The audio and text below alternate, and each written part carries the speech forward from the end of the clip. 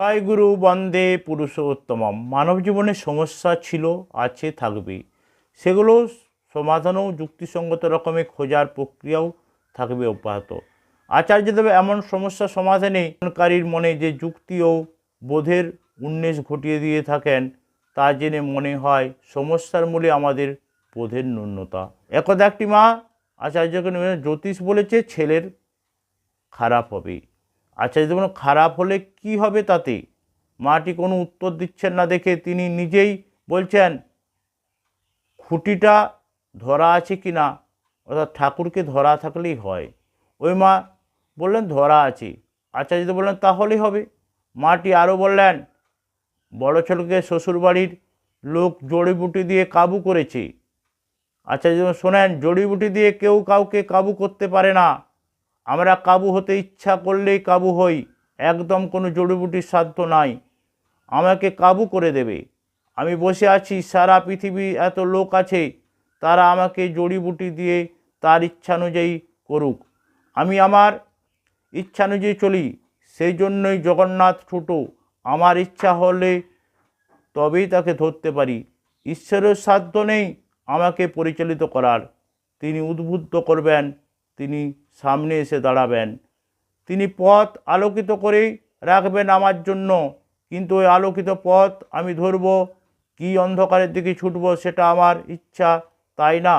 সব মানুষ তার নিজের ইচ্ছাধীন। আপনার বড় ছেলে যেটা করেছে সেটা তার ইচ্ছার করেছে, এটা আগে ধরে নেন। আপনার বড় ছেলে সাধু আর তার বউ শয়তান, তা হতে পারে না।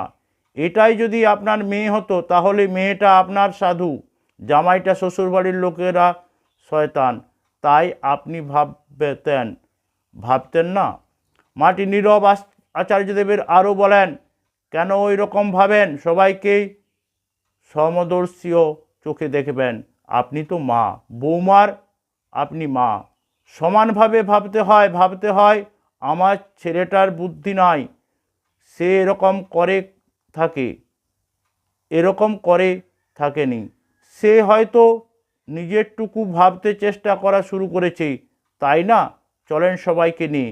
মাটি তা সরে গেলেন। অপর একটি মা কাঁদো কাঁদো ভাব নিয়ে বলতে থাকেন, ছেলে কথা শোনে না। আচার্যদেব স্পষ্ট বাক্যে বললেন, কথা শুনবেন এমন সব করা ছিল কি? মাটি বলেন, না। তার জবাব, তাহলে যখন সই বাবুদ নাই তখন কথা শোনাতে হবে। আর শোনাতে হলে এই প্যানপ্যানানি কান্না বন্ধ করো, চোখে আগুন ফিরিয়ে আনো। ছেলেকে বলবেন, তুই আমাকে যখন মান্য করিস না, আমিও তোকে দেখব না। তুই তোর মতো থাকলে যদি সুখী মনে করিস, তাহলে আমিও আমার মতো থেকে সুখী। বুঝেছেন কার জন্য চোখের জল ফেলছেন? কাকে আঁকড়ে ধরে এতদিন বেঁচেছিলেন? ঠাকুরকে আঁকড়ে ধরুন। তার দয়ায় দরকার হলে দুটো অনাথ ছেলেকে নিয়ে মানুষ করুন, উদ্দেশ্য পূর্ণ হবে।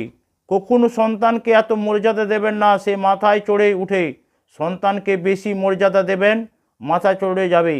যেটুকু দেওয়ার ততটুকুই দেবেন।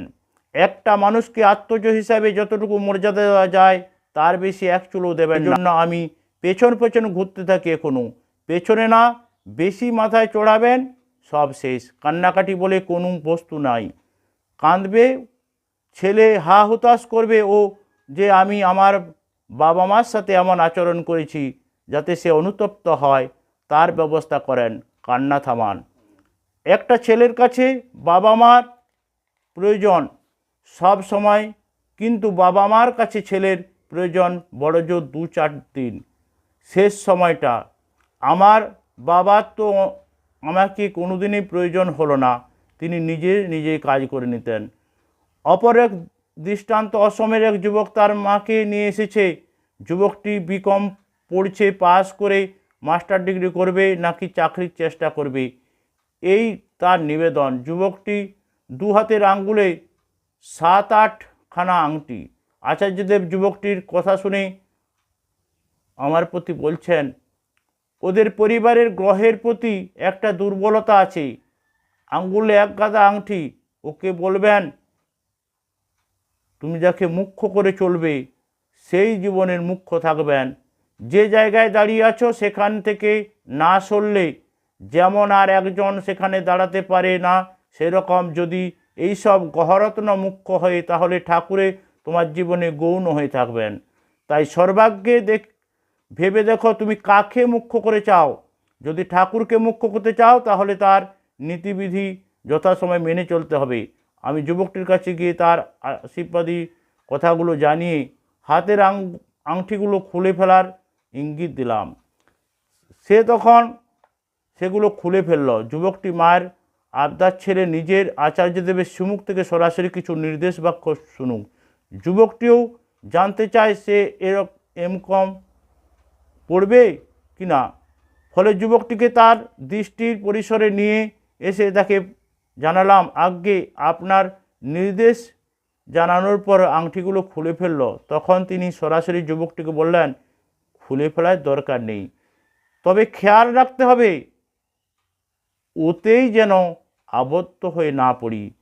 কিছু যে জামাটা পরে আছো, যদি ভাবো এই জামাটা পরার জন্যই তোমার সফলতা আসছে, তাহলে বোঝা যাবে তুমি আবদ্ধ হয়েছ। তা কখনো হবে না। যা করবে নিজের পুরস্কারের জোরে করবে। একটা কথা মনে রাখবে, আমি যদি তোমাকে উজাড় করে দিয়ে থাকি তুমিও আমাকে রক্ষা করবে, এটাই হচ্ছে কথা। আমি আমাকে নিয়ে ভাবতে চাই না, ঈশ্বর নিয়ে ভাবো, হচ্ছে যুক্তি। ঈশ্বরের সাথে আমরা যুক্তি এটাই হতে পারে, তুমি যতটা তাকে নিয়ে ভাবো তিনি তোমার জন্য ততটুকু মঞ্জুর করেন।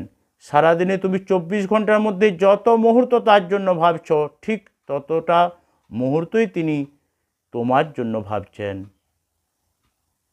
এই কথা শ্রী শ্রী আচার্যদেব বললেন। সকলকে জয় গুরু।